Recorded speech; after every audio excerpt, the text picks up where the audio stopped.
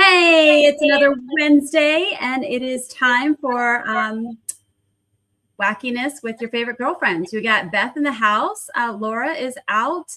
She's on vacation, and Beth was supposed to be out. We're so happy she's here. She was going to have a makeup basketball game with your kiddo. Yeah, doesn't rec basketball run all over the place? Typically we have Saturday games, but for whatever reason it was they had put one tonight and I had forgotten about it, so then I had to cancel on the show, and then they canceled the game and moved it to Saturday. So I'm here. Sweet, because we have a ton of injuries to talk about. Lots of playoff and consequences and situations, so we've got a lot to dig into. We have a couple of special guests. I'm going to bring our first one on right now, coming on at 8:15. So I got to be on my game tonight. But without further ado, we've got Steph in the house. Woohoo! What's up, guys? Hey. Repping the Niners. Yeah, I got my Fred Warner jersey on. Nice. Yep. Sweet. Because we're going to be talking about Fred. A large chunk of our program is going to be about Fred. But welcome to the show. We always love having you. What's new and exciting? You've had a nice, enjoyable week from a bye, yes? Yeah, I took some time off from like my own personal show, 49 Carats, and I went to Disneyland for the weekend, so that was fun to just kind of get away. Nice. That is must be nice to be able to just move on over to Disneyland for a few days. Yeah. Yeah, I did like the 3-day pass. They were selling those tickets at Costco. It was a good deal. Had to jump on it, and surprising. Well, maybe not so surprising. There's a lot of 49er fans at Disneyland. Like, they be repping hard out there. Did you see CMC? Because he was there. His little family was there. He was there this weekend? I'm pretty sure I saw something on social somewhere. So you must have just missed it. Yeah, I'm sure they were like all incognito and like I didn't see them. That would have been awesome. That would have been awesome. Hard to be incognito, to be CMC and be incognito. Like, true. Like a hat, maybe a wig. His wife too. Like, she's pretty. I know. Right? That'd be hard to hide. So, well, no sightings of CMC, but we've got a lot to chat about.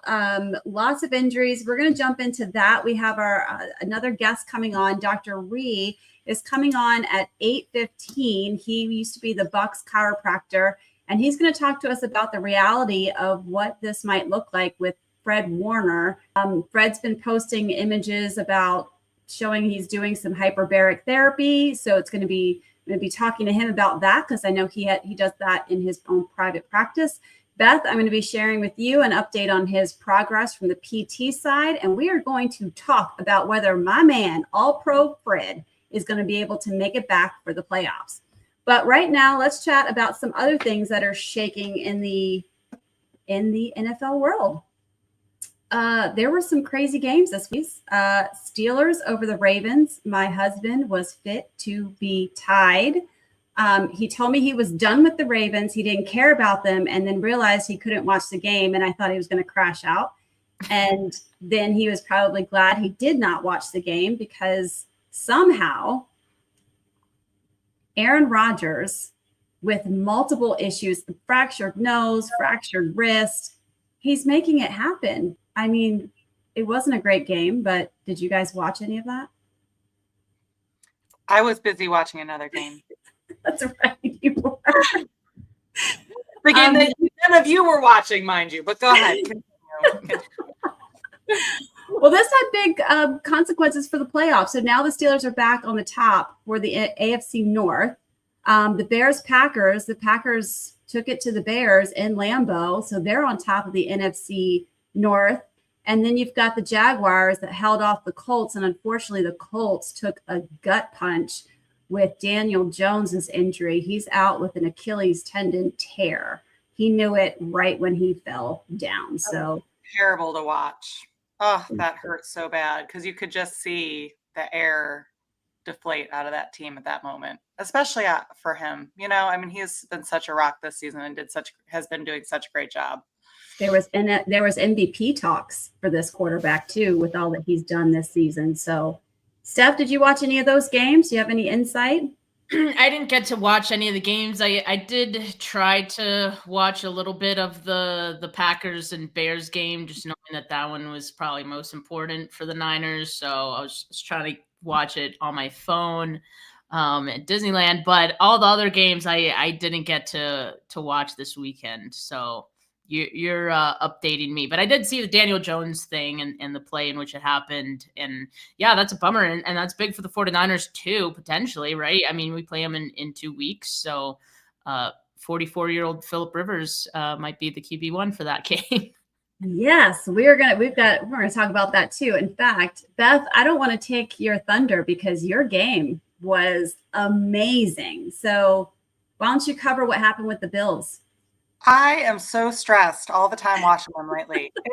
They're killing me. It doesn't make sense. I would love it if we could play 4 quarters of football instead of 1. I feel like that would really help everyone's emotions. It was such a great game. If you asked me at halftime if it was a great game, I said is what I told Dezi and Laura in our text thread. It was like, we're a second half team. We've got to be a second half team. And we came through. It's very true. We came back from a ridiculous deficit. What was it? It's double digits. It was double digits. Wow. In the fourth quarter. In the snow. And I believe the first thing you texted in the group was football is stupid. Then you followed up. So we had a rough start, as we always do, or we seem to have lately. We could not hold Joe Burrow for anything. We knew it. Everybody had talked about it. It's going to be a scoring game. It's going to be score for score, tit for tat all game. The problem was that Buffalo only got a field goal on our first drive. The issue with that is that they're getting touchdowns. So at no point, we were always 1 to 2 scores behind. We were down significantly. Like I said, by the fourth quarter, 10-point deficit in the fourth quarter. It was amazing to watch. It was a definition of why Josh Allen is MVP material and why he's still putting up crazy Superman feats. It was a testament to our defense.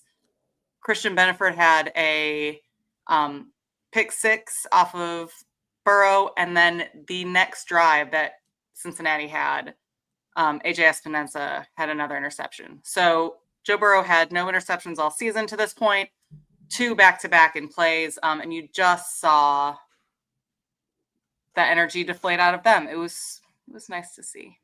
But what I thought was most interesting is it shows how one play can truly turn an entire game around. That if we did not have that pick 6 from Benford, that the game would have been over. But Josh Allen carried us on his back. He had a 40-yard rushing touchdown. Our quarterback had a 40-yard rushing touchdown. Completed 22 for 28, 3 passing touchdowns, 1 rushing touchdown. Joe Burrow had a great game minus the 2 interceptions. He passed for over 300 yards again, which I feel like he always does. Yeah, I'm still wigged out that the man can still play. I mean, turf toe surgery, and he's back, and he didn't look like he missed a beat. It was exciting. No. It's what I love about watching matchups like the Bengals and the Bills. It's just that kind of in the snow. It was fantastic. So I'm glad the Bills came out with a W just for your sake and your sanity. So. Yeah, and I just double checked. It was 21. We scored 21 points in a row, unanswered points in that fourth quarter. It was stupid to watch. It was my kids, again, they don't watch with me. They hide. My husband had to go run an errand. And when he came back, something bad happened. I was like, you need to leave. I don't care where you go, but you need to leave the house.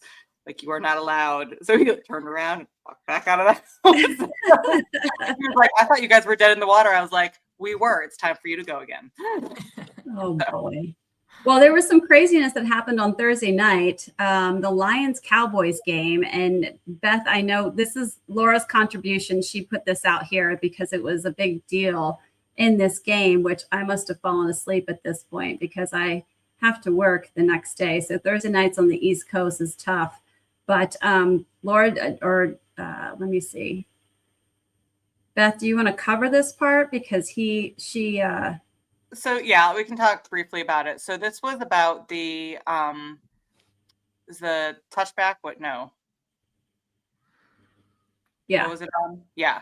So the Lions Cowboys. Hold on, let me pull it up. So there was a tackle in the end zone that was originally ruled a touchback. So that would have been, or it would have been 2 points for the Lions.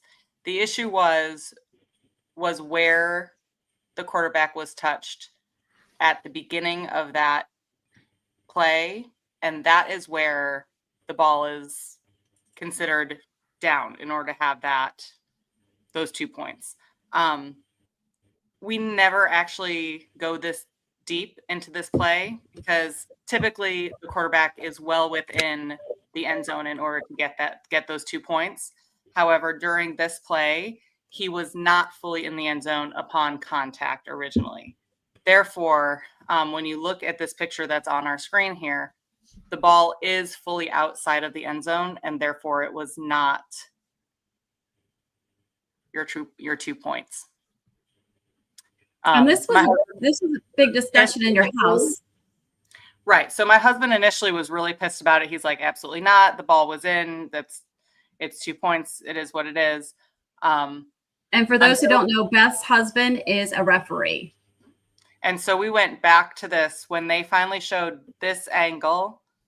He was like, oh, no, they're right. It was just like that quick. He was like, nope. And so, I sat there. I was like, but I still don't understand. And Laura came on and was fire and all upset about it as well. But unfortunately, that truly is the rule.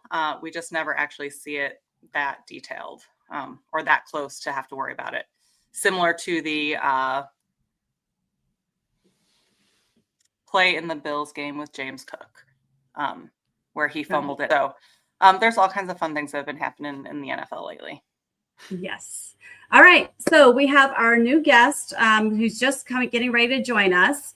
And so real quick, we're going to talk about Fred Warner. So Fred Warner went out in October when I just broke in this jersey just for you, Bebop.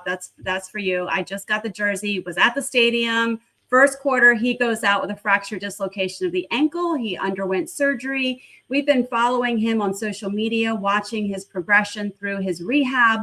And he has been posting some pictures, and we'll talk to Beth here in just a moment. But I want to bring on Dr. Tommy Rhee. He is a chiropractor that does have hyperbarics. Fred Warner has posted pictures of hyperbaric chamber therapy. Looks like that's part of his rehab process, that he's utilizing this to get back on the field. And so I want to bring on Dr. Tommy Rhee, he was a chiropractor, used to be with the Bucks. Hi, Dr. Rhee. How are you? Good. How are you guys doing today? We're doing great. You look nice. I know I don't want to take too much of your time, so thank you for joining us. Thank you, guys. So what can you tell us about hyperbaric therapy and the benefits of it? Okay, so great tool for athletes, especially for recovering and speeding up the healing process. I know that a lot of people hear about hyperbaric chamber in all aspects of recovery from a damaged tissue, or like a lot of people nowadays use it for like longevity or just kind of like a youthful, or how would you say, like anti-aging device. But for athletes, they use it in a different way, especially when it comes to like a acute trauma that you want to heal fast, because you have that pressurized chamber and you're breathing 100% oxygen, and it helps diffuse that oxygen into that cell, so there's a better uptake of oxygen. It helps you heal faster. Wow. Okay. So how long before one could see benefits from this type of therapy? It's a lot faster. So if it takes you like 2 to 3 weeks to recover from like a sprained ankle, well, think about speeding up half the time. And the interesting thing about hyperbaric chamber in the NFL world, if you remember, like when someone goes into like a concussion protocol, There's another way of speeding up that recovery time, and that's of course with hyperbaric chamber, because you want to increase the oxygen uptake, decrease the swelling in the brain, and then they can pass that secondary test that they have to go through to get them back on the field. Okay, that is incredible. That's great news. All of us 49er fans are low-key a little excited right now. And are there any downsides to this treatment? Well, here's the thing that there's like one bad downside for like chronic use. So you want to think about like the hyperbaric chamber utilized as a recovery tool, not so much as an enhancement, because you want to just think about that you're pressurizing your body, so you're going below sea level. You're going to a sea level where if you get too used to it, acclimated, your body forms that they assume that's a normal sea level. So when you get out of the chamber and you start being an athlete performing, you start feeling like you're in higher altitude than the usual. So then, big example with that is that the Vancouver Canucks used to travel with the hyperbaric chamber, and other athletes would use that on a daily basis, like repeatedly. So after a long period of time, the first half of the season was doing great, but the second half of the season, they were feeling really fatigued. It felt like they were playing in a high altitude because they're outside the chamber. So that's probably the only downside is that performance level in a chronic use. You don't want to have that stationary position inside the chamber and thinking that's at sea level. How long would one actually, like, where would you put the mark on how long to use it before that kind of thing would set in? Yeah. Again, it depends on what you deal with. I mean, if you're dealing with like recovery and just like a use in your work in your fitness, you want to do it after workout, just an hour treatment. But if you have something that you're trying to recover from, like an acute injury or a post-op, then you're not really concerned about your cardiovascular or your fitness. You're worried about recovering from that surgical procedure or that acute injury. So it all depends on what you're dealing with. So if you're looking at an acute situation, the more the merrier. You need to get yourself oxygen uptake as much as possible. Very good. Very good. Well, Doc, thanks so much for for being on with us tonight. I know we're taking up some valuable time. Enjoy the rest of your evening, and we'd love to have you on again. Okay. Yeah. All right. Thank you. All right. That seems very optimistic to me. Bebop Jones is like blowing up the chat. I think must be a Niners fan. Totally excited. BA should be in there too, 24/7.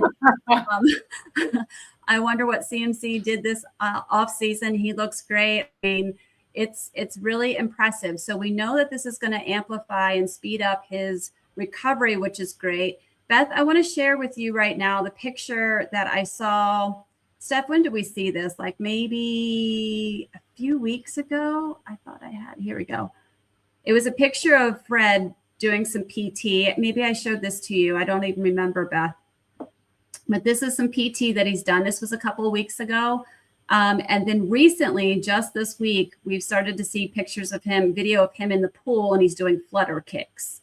So this is kind of where he is in his progression. Steph, do you remember when this picture came out, when you saw that going around? I don't, but I think you're pretty on the nose saying that it's from the last few weeks. And I don't know if you saw, but he posted something today as well. And I think it included a video of him walking. Yeah, he's walking and his ankle does not look that much different than the other ankle. So the swelling is significantly down. I mean, that's awesome to see. That's awesome. It really is. I've said this before. It's amazing how quickly athletes can rehab, given all the tools that they are. It's just really cool to see. I think it's still going to be real close if he's going to make it back or not. I mean, he's pushing it hard, but to play at that high level, I'd be concerned about re-injury. But I've been proven wrong before. So the things that he's doing are definitely ahead of schedule. He's at week 8, just to give you an idea of where he is. Yeah. So the fact that he's able to do, and like you were saying, like the flutter kicks in the pool, being able to have that kind of resistance against your feet, that plantar flexion and dorsiflexion, being able to stabilize and not have pain or increased swelling from it is pretty impressive in its own right. So, I mean, more power to him. I love it. Good luck. So 8 weeks. We're at week 14. That means we have 4 more weeks. So he will be at week 12 at the end of the season. What would it take to clear him to return to sport? I mean, that's a great question, because I think their trainers are very on top of what he's going to have to be able to do. You have to remember, he's got to be able to do quick takeoffs, quick turns, all of those sharp movements on a dime, and be able to take those big hits and still be able to go in. I think that's always why I take a step back a little bit from it, because I don't think it's so much what they're capable of doing after an injury and how much they've healed, but it's more of, are they able to take those outside hits and still stabilize and maintain? So like I said, I'm frequently proven wrong, especially when we look at the NFL, but that's usually my step back, and my concern is that it's not the movements they are training to do, it's the unknown movements that they receive during a game that cause those bigger injuries and might not be as stable. Yeah, the axial loading and things like that too. You got to just, not every ankle fracture dislocation is the same. And we don't know the extent of what his ankle fracture dislocation looked like. I think we covered that back when he initially injured it. So we'll remain optimistic. Again, I think once you get into the postseason, you got to look at the risk benefits, right? Like, we're dealing with a really wonky year. And I think that there are opportunities here for the 49ers to make it to the big game, because there's not a clear, strong, maybe the Rams are, looking a little strong at the moment. People are doing great. Teams are having weird good games and bad games, and nothing's really cut and dry this season. I feel like the Colts were probably one of the top picks up until this past week now, right? So now things kind of get shifted around again. So I agree. I wouldn't pull him before playoffs for sure. I would not try and push him in for any season games. But if the playoff picture looks good, it might be worth it. Whew. All right. How's that make you feel, Steph? I mean, excited, but yes, I agree. I think you gotta weigh the risk reward. I mean, this is a franchise player we're talking about here. You don't want to hurt his availability for the beginning of 2026, the risk of re-injury. So yeah, I mean, I think if the 49ers make it to the NFC Championship game, theoretically, that's when I would, ideally think about it. So I guess if they made it past the divisional, that's when you start thinking about it into that week, I guess, and just kind of evaluate and see where he's at. But it wouldn't shock me if they're quietly in the background, just, they're keeping tabs, of course, on where he's at in his recovery. So if they do see that, he's ahead of schedule, they'll probably just start evaluating him a little earlier than that, once these playoff games start going, and get a sense for if there's a chance for him to come back at all. I mean, easily you're looking at week 14, 15, 16, depending on when you might really pull him off and put him in the game, right? So, I mean, it's possible. It's possible. All right. So we've already kind of talked about it, danced around it. Let's talk about it now. So there was crazy. We already kind of talked about Daniel Jones. He's out for the season with an Achilles tendon tear. The backup was supposed to be Anthony Richards. So let me bring this up, because this is crazy. I didn't know this. Anthony Richardson is still on IR from this freak accident. Did you guys hear about this? Because I somehow missed it. He sustained an orbital fracture in his face from a freak pregame incident back in October. I didn't hear about this. I didn't know about this until Daniel Jones got injured. So let me bring up this weird picture, because the orbit is crazy. So the orbit is your eye, and I want to show you. And this was preseason he was injured. Preseason. I mean, we are at week 15. This is a long time to be out with an orbital fracture. Right. But here's what I want to, so orbital contents. Okay. So if you can't see this, I'm sorry, this is the best picture I possibly could get. But if you see all these different colors, these are the different bones of the orbit. So the orbit, the eye socket is what we're talking about here. The eye socket has a lot of little tiny bones that are there. And you can get, punched in the face, elbow to the face. Any of those things can kind of cause a fracture to one or multiple fractures of the bone of the orbit. Multiple fractures, bone fractures of the orbit. And we've talked in the past about how long a bone heals, right? So it's not, we're well past possibly a bone healing. So if bones have healed at this point, Dezi, what are the things that we're concerned about, right?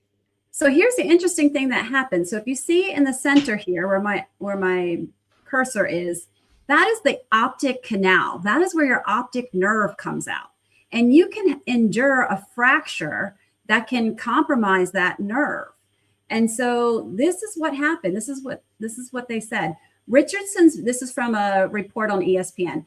Richardson's vision was temporarily impaired by the injury because of swelling and the resulting surgery and resulted in surgery that was required, leaving him with some blurriness in that eye that is now clearing.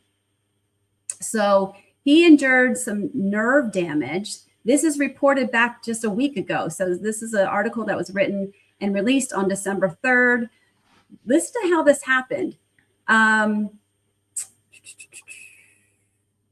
It basically was he was in the weight room and there was a stretch band, an elastic stretch band, and Richardson had sustained the injury while warming up with this elastic stretch band in the locker room before the Arizona Cardinals game. The bar that the band was strapped to broke and it ricocheted and hit him in the face and caused this injury. Oh, shoot. This wasn't even in the game. This was. No. This was warming up. So this man has a fracture in his eye that caused irritation to the nerve. And now he can't come back because that nerves take a long time, weeks to months for them to get back to baseline. And you're talking about the vision in his eye. So now Anthony Richardson can't be pulled up after Daniel Jones's injury. So what happens? Wait. Yes, they wake him up. Wait, I got to do this right. I can't just wait. Here we go. Meme-tastical moment. This was the best one. Phillip Rivers coming out of retirement for the Colts, and it's a scraggly bear that was in hibernation, literally coming out. I mean, it's the year of getting people who are coaching their kids' football teams to come play, right? Because Prater, our kicker, is also came out of retirement for the NFL this season. So maybe that's just where we're at this point.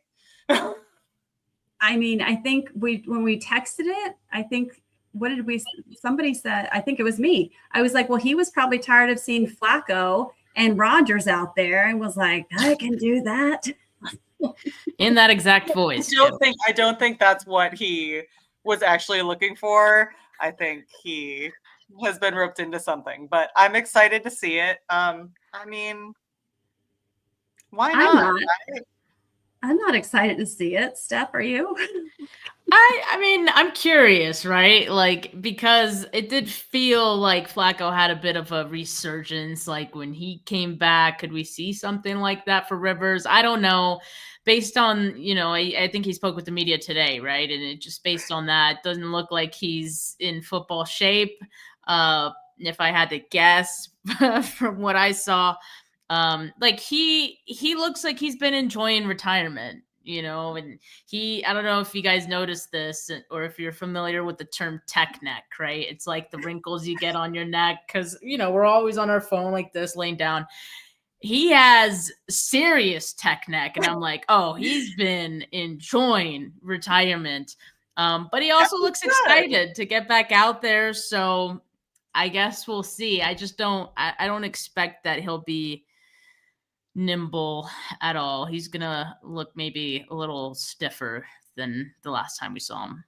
I hope he has a bariatric or a hyperbaric chamber at home. He's gonna need it. He's gonna need it. And like, it was just, I loved how when they were talking about, like, well, we pulled him out and had a practice and he could still throw the ball. We offered him the job. Awesome. All right. I mean, let's not complicate it. Right? The other meme that was great, it says Matthew Stafford is the MVP favorite. Aaron Rodgers is leading the AFC North. Flacco is still throwing for 450 plus yards. Phillip Rivers comes out of retirement to save the Colts. 2025 is the year of the Unk. I'm telling you, it's wild. It's wild. It is. I mean, every year we sit there and go, it's crazy. Can you believe what we're seeing? But this is just a whole bunch of old men showing off this year. I mean, I just hope that the medical team is, the waivers must be wild is all I can say. The waivers must be wild. His life insurance policy just went up again. Exactly. The accident indemnity and all of that. He's paying extra now. Paying extra. Well, so now the Colts, they're struggling, right? They were having this hot season, and this is the last 4 games of the season for them. So you've got this. He literally is a grandpa, I think somebody said. I don't know if that's actually true. Phillip Rivers is coming in as the Colts quarterback, and here are the last 4 games of the season for them. At the Seahawks. Then they play the 49ers at home. Then they play the Jags at home. And then they go to Texas to finish their season against the Texans. That's a rough season.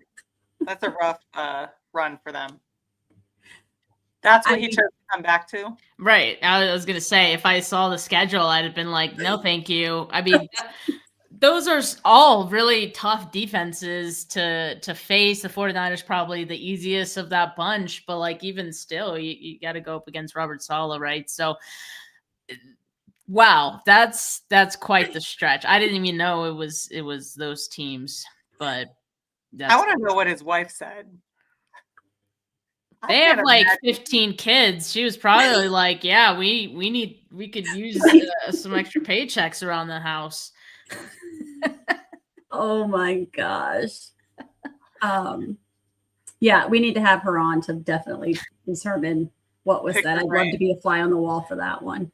All right. Well, that said, I think we need to learn about some drinks because I think Colts fans are going to need one. But sadly, that's not who we are covering this week in our cocktails and mocktails. Yes! All right. What do we got today? We have, because who would have thought New Orleans would have won this week? This is a shout out to New Orleans. And I had to do it this week because I can't promise it'll happen again this season. So this week we have the New Orleans Fizz, which it's super refreshing. And it has protein because there's an egg white in it. So it's healthy. It is gin, lime juice, lemon juice, a little bit of simple syrup, some heavy cream, and 1 egg white, which makes it give it that fuzzy, foamy type look on the top. And it's very kind of tastes like a little bit of like a orange creamsicle, more like a lime creamsicle. It's very refreshing, very good. And like I said, it has protein because there's an egg white in it. So you can feel good about it while you're drinking it. Exactly. It will meet your fitness goals. So the non-alcoholic version is our whipped lemonade. Lemon juice, condensed milk, whipped cream. Very simple. You may already have a lot of these ingredients in your house, especially if you're like me starting holiday baking and cooking. It is, again, whipped up, so it's going to be fuzzy, foamy, similar to the way that the alcoholic drink is, and the whipped cream on top just makes it fancy for the kids and anyone else alike who wants a festive, sweet drink. Awesome.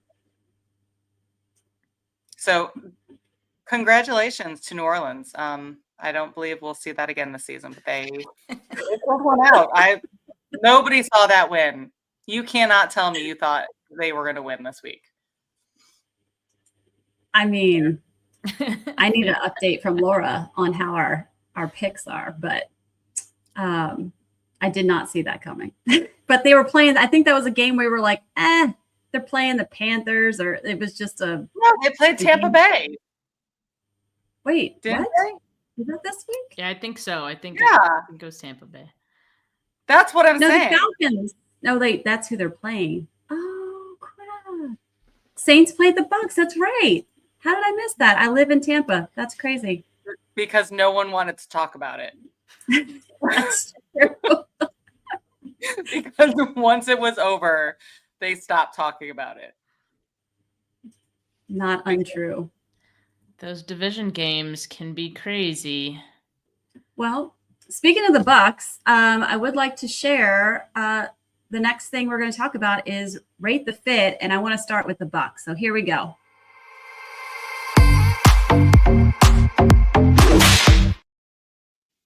All right, so the Bucks players rolled in to Ray J wearing "She Is Football" shirts. They all had them on. It was amazing. She Is Football. They were supporting women in sports, and I was here for it. Did you see it by chance? I hadn't. This is awesome, though. Right. Yeah, So they said Bucks players are supporting our She Is Football mission to keep girls in the game because girls who play sports turn into women who lead. Damn it. Love it. True statement. Did you play sports stuff? I not really. I mean, I played some basketball in my time, early grade school, and then I did cross country in high school. But yeah, I'm not much of a leader though. I don't know what happened there. That is not true. I do not think so. Confidence, it builds all of those pieces. There's no way you'd be running a podcast if you were not a leader. There you go. We'll go with that. All right. Dana, you missed it. We already talked about your skills as a ref. So thanks for showing up. All right. So let's talk about who did win Rate the Fit. It was a tie this week. It was crazy. Steph, we're not going to love who the winner is, one of the winners, but I can't knock him. He looked like he was about to go out there and just throw dimes all day. It was Matthew Stafford. He was number one pick, and tied with him was Rashawn Gary, defensive tackle for the Packers. He's wearing his black and red, and he looked pretty dangerous too. Matthew Stafford. The fact that Matthew Stafford has a silver beard. It's what's in, Beth. We just talked about all these aging quarterbacks in the NFL. I just want to all right.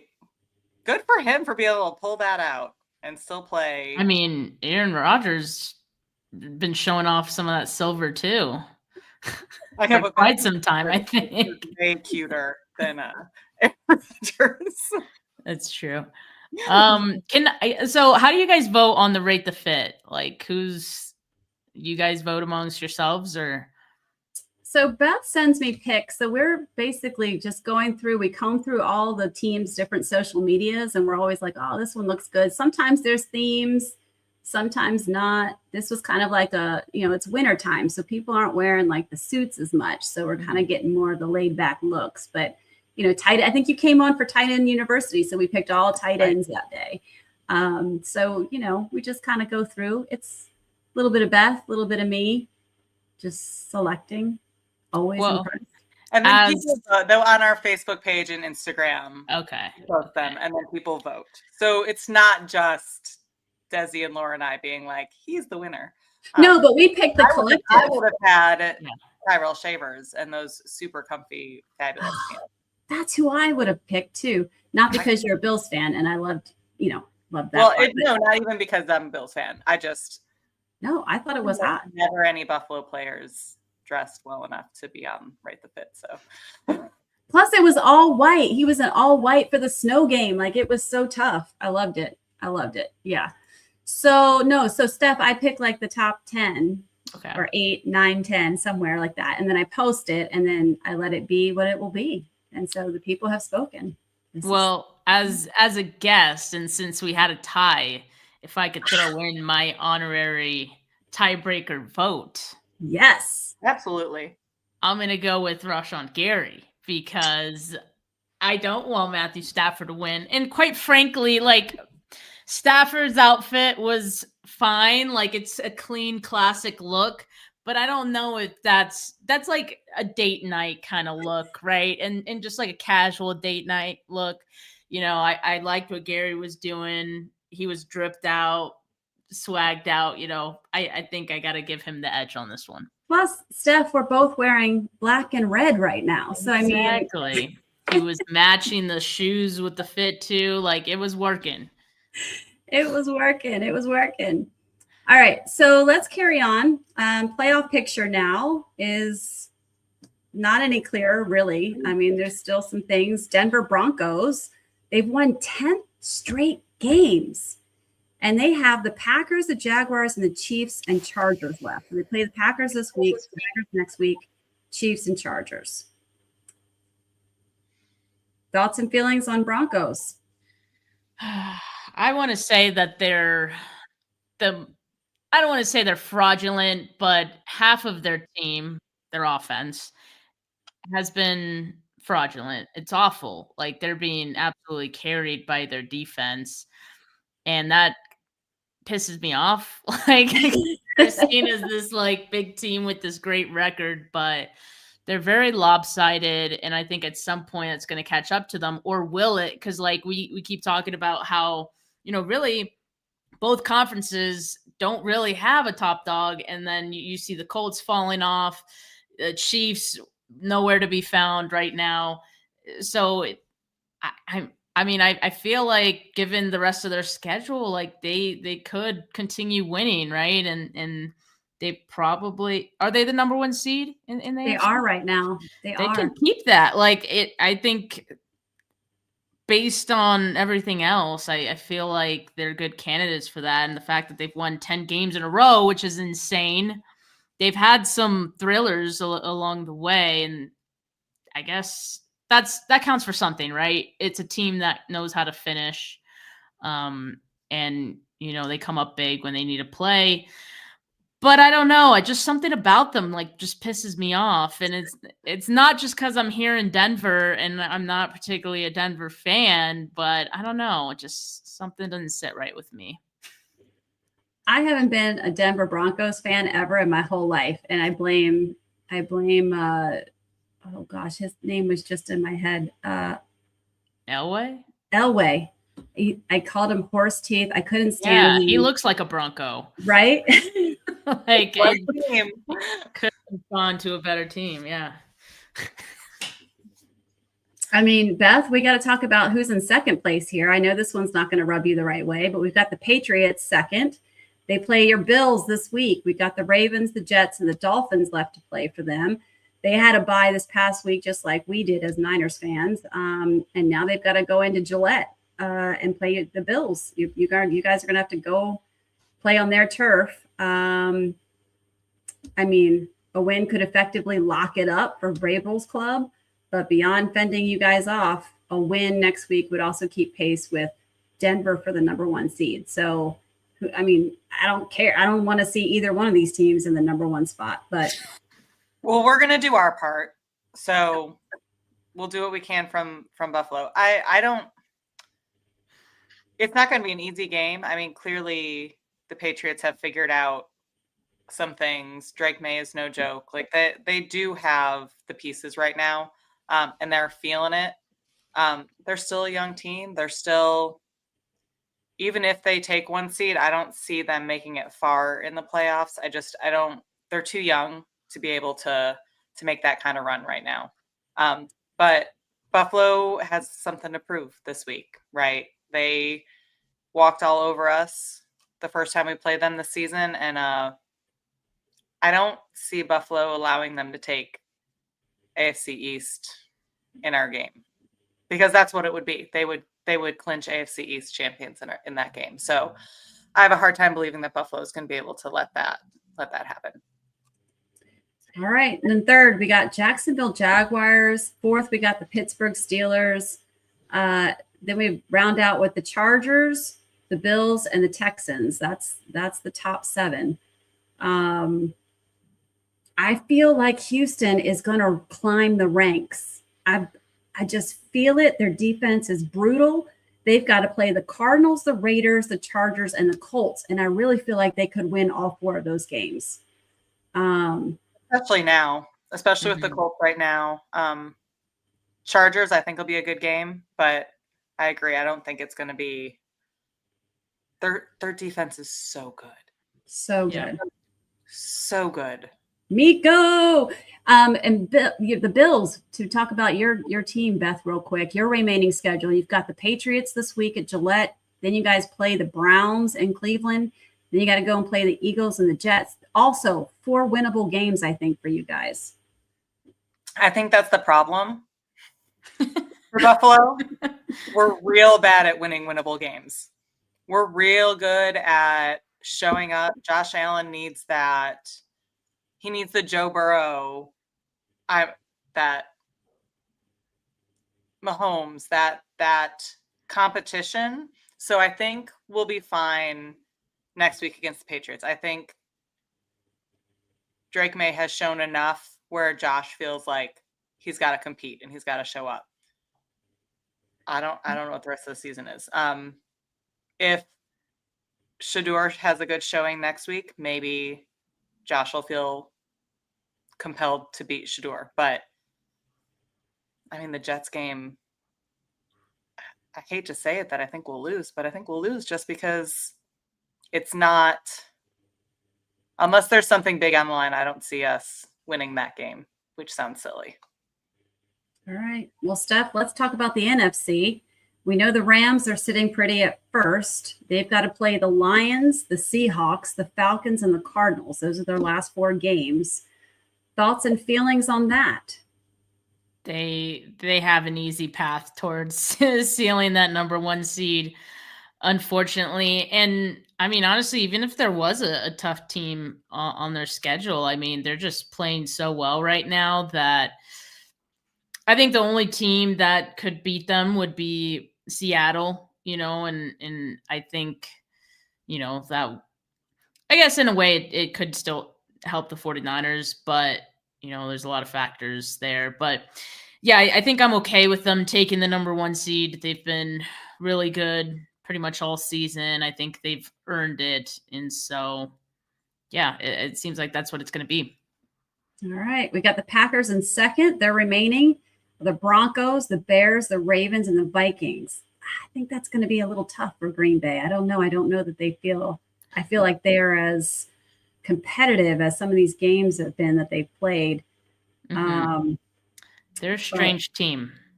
I can't quite make them out. Yeah, I feel like a lot of those games could go either way.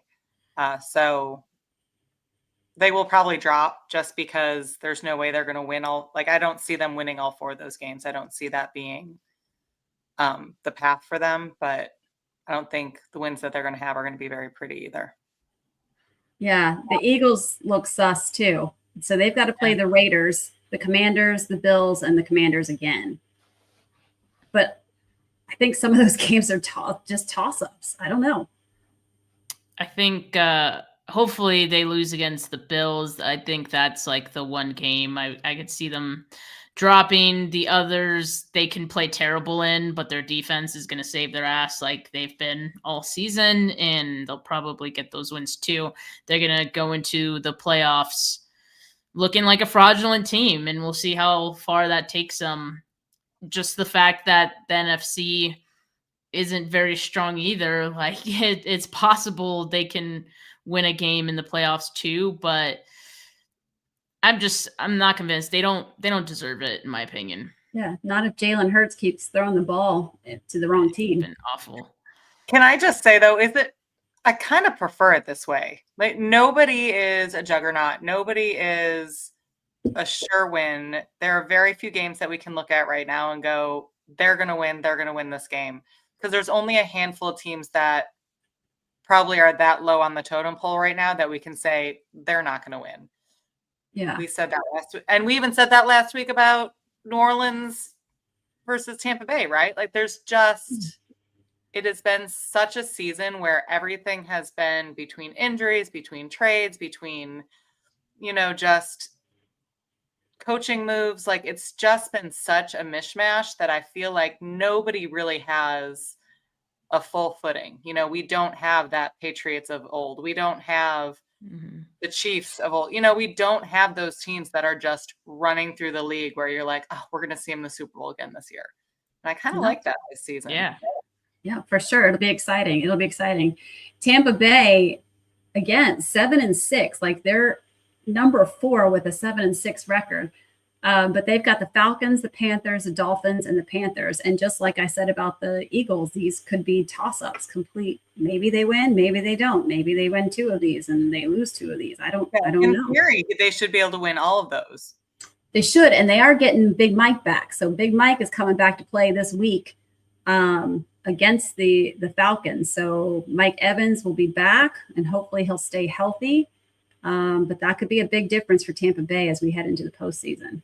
I feel like they've tapered off a little bit, and to where it has mattered. Them losing to the Saints. I get it's a divisional game, but there's no reason why that should happen. And I think Emeka Egbuka had started the season very strong, and he's tapered off a bit. I know because I had him in a few fantasy leagues, and then he became virtually unstartable for the last few weeks, which doesn't make sense because you don't have Godwin, you don't have Evans, right? So like, how is this offense getting anything going, really? So my thing is, and I want to say the Panthers have the same record, right? But maybe because of the tiebreakers, you got the Bucks as the leader of that division, but they play them twice in these next 4 games. That's huge. I mean, I think they're going to be going at it in those 2 games to probably decide that division. So I'm looking forward to that. I think both of those teams are like, again, it's just like just teams that don't feel like maybe they deserve to be in the playoffs, but we're saying that about almost every team at this point. So it's like, may the best team win. Just for the drama, I do kind of want to see the Panthers come out on top there. Just for the drama. I guess we'll see, though. Listen, I'm still upset about losing Fred Warner in that game. So I'm with you on that. Then you got the Seahawks at 5, San Francisco at 6, and then you've got the Bears. Who'd have thunk it? The Bears at 7. And that's rounds out the rest of the NFC as it stands right now. So the NFL is wild. Yep, here it is. Bebop Jones says low scoring all across the league, 100%. Here's a question for you, Beth. Is Kincaid coming back this year? Yes. Yeah, he was actually back this past week. He played week 14. He had a few catches, as did Knox. We really pulled tight ends out hard this week against Cincinnati because they are notorious for not being able to block their tight ends. So we fortunately had all of them back. So it was great to see. It was great to see him back out there playing. We missed him. Perfect. Well, Laura's not here, so we're going to quickly go through our matchups to finish out this episode. Thursday, we got Falcons at Bucks, and look at us talking about the Bucks downfall, and Beth and I are choosing the Bucks. What's wrong with me? I should have chosen the Falcons. Yeah, I don't know. Well, Laura picked the Falcons. You and I picked the Bucks. Steph, you got a dog in the fight. Which one do you want to see? Hold on. I'm like, which line is that? It's the very top one. So it's Falcons. Oh, okay, for Thursday. I'm gonna go with the Bucks. I mean, that one should be pretty easy for them, I think. Should be. It's home here in Tampa. Then we got the Bears-Browns game. So it's being played in Chicago. Laura's going on a limb on some of these. She's picking the Browns. Oh, she can't pick the Bears. That's right. She's a Lions fan. So Beth and I'd be actually curious to see. I think this is gonna be a better game than we want it to be. Or than maybe Laura wants it to be, but Shador has got the starting position now. And as long as Cleveland stops trying to sink themselves from a coaching standpoint, I think it might be a game. Could be. Steph? I'm going to go Bears on that one. The Browns have this crazy defense. Myles Garrett's, not human, but I think in the last few weeks, like their defense has been giving up a lot of points. So, I got to give the edge to the Bears. Agree. All right, we got Ravens at Bengals. I want this game to be good. I question if it will, because who knows which Ravens team is going to show up. But me and Laura picked the Bengals, and you picked the Ravens, Beth. You continue to be my husband's favorite on this podcast, so thank you for that. Steph? For the drama, I'm going with the Bengals because, I don't trust the Ravens right now. I don't know what's going on with them. I don't know what's going on with Lamar Jackson, but yeah, I have him in a fantasy league, virtually unstartable too, just too volatile. So just out of spite, I'm going with the Bengals. Steph, it sounds like your fantasy team is as good as my fantasy team right now. Hasn't been good. I only got 2 teams in the playoffs out of like 5. So. Oh, man. All right. Chargers, Chiefs. All of us picked the Chargers. I think everybody is anti-Chiefs. Steph? Yeah, I'm going to go Chargers too. All right. We all picked the Bills over the Patriots. Steph, be careful what you say. I know. I'm like, you can be honest. That's fine. You're only a guest. I'll go. You're only a guest. We can cut you off after this. I'm going to go with the Bills. Yeah. All right. We didn't twist your arm on that or anything. Getting Is that the Commanders, Giants, Bebop Jones? I think this was the question you had in the beginning. I think all of us gals picked the Giants. We're Team Jameis, even though we know he's not probably going to be the starter. But we're going. Oh, and Beth's husband is also a Giants fan. So yeah, Steph? I mean the Commanders. As much as I wanted the Commanders to be a better team this season, they just aren't. Well, and Jaden Daniels retweaked that elbow that he dislocated before. So, Steph? I'm gonna go out on a limb and say Commanders, assuming it's Mariota. I think he's put on some good performances, as has Dart, but the Giants also can't seem to get out of their own way in some of these games too. So I'm gonna go with Commanders just to spice it up. Don't forget, we were supposed to cover the Zach Ertz tore his ACL, and he's out for the rest of the season too. So yeah. Big. Oh, that's the other reason why I chose the Ravens was because T. Higgins is in concussion protocol. Yeah, finally. It only took how many times of him hitting his head before he went on concussion? I saw the first time he hit his head in that game. I sent a text to you guys. I was like, "Oh, poor T." Like I felt so bad, and then he came back in the game, and I'm like, "What?" Yeah, I think you and I both were like, what is happening here? That game. Shame on you, NFL. 100%. Those watchers were not watching well. So we have Eagles at home against the Raiders. We all picked the Eagles. Again, we talked all this trash against the Eagles, and here we are all picking the Eagles. Steph? Begrudgingly, yes. I'm say the Eagles win that one. We said there's only a handful. They'll look awful again. There's only a handful of teams that are bad enough to say they're going to lose for sure, and they're one of them. Speaking of which, Jets, Jaguars. Yep, there's one. We all picked the Jaguars over the Jets. Steph, do you agree? Yes. And here's another one. We all picked the Texans over the Cardinals. I think Steph agrees. She's nodding her head. I went against the Broncos. I'm going on a limb. I'm picking the Pack. Against the Broncos. Beth, you and Laura both picked the Broncos. Home game. For the Broncos, yeah. As much as I, don't really like the Broncos and want to see them knock down a peg, I think it's probably better if the Packers just keep losing. So I'm going to go with the Broncos. Manifest. Good call. Good call. This is just my competitiveness coming out because Beth and I have been tied. So now I got to take some, some sketchy picks here. We all picked the Lions over the Rams. I think that was motivated by me wanting the Rams to lose. Steph? I also want the Rams to lose, but I think they win this one. Yeah. Don't worry, Laura. Don't listen to that part. We picked a guest to pick against your Lions. I all picked the Niners over the Titans. Steph, I'm sure you'd agree. Yes. Seahawks over Colts for me and Beth. Laura, you picked the Colts. Steph? I pick Seahawks. Yeah. Did she We're know gonna watch that game though. We gotta see how Grandpa does. Oh my god! Oh, everyone's watching that game. They should move that to Monday night if it's not yesterday. Vikings. All of us picked the Vikings over the Cowboys. Wow, that was crazy. I know. That is crazy. I'm going Cowboys. I think we just don't like the Cowboys. But wait. Well, I don't like them either. But my goodness, is JJ McCarthy awful? But you know what though? This is the thing. We didn't talk about this either. But CD had a hell of a concussion. Yes. His hands came up. They'll be okay. I think that he missed part of the season in the beginning too, and they were okay without him.